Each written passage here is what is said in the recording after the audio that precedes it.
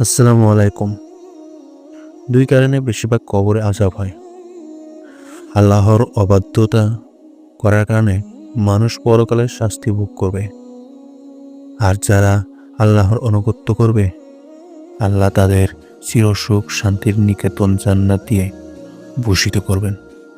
এটা একটা মৌলিক ও শাশ্বত কথা। অনেক কারণে কবরের আযাব হওয়ার কথা হাদিসে এসেছে।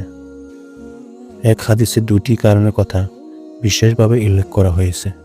হাদিসে এসেছে, নবী করিম সাল্লাল্লাহু আলাইহি ওয়াসাল্লাম একদিন কোথাও যাওয়ার সময় পথে সঙ্গীদের দুটি কবর দেখিয়ে বললেন, এই দুটি কবরে আযাব হচ্ছে।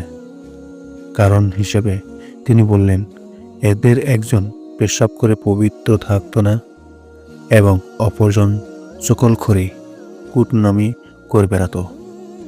এরপর তিনি একটি খেজুরের ডাল ভেঙে দুই টুকরো করলেন এবং কবর দুটির অপর টুকরো দুটি পুঁতে দিলেন। বুখারী শরীফ।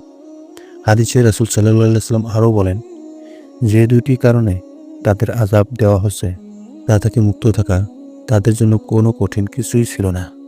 অন্যদিকে এই দুটি অত্যন্ত গুরুত্বপূর্ণ বিষয় এবং আল্লাহর কাছে গুরুতর অন্যায়।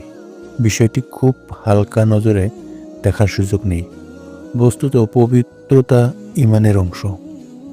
মুমিনের জীবন সবসময় পবিত্র ও পরিচ্ছন্ন থাকে এবং এই ক্ষেত্রে মুমিন সর্বোচ্চ চেষ্টা করে। এটা কঠিন কাজ নয়। পবিত্রতা অর্জনের ক্ষেত্রে উদাসীনতা একদম অনুচিত।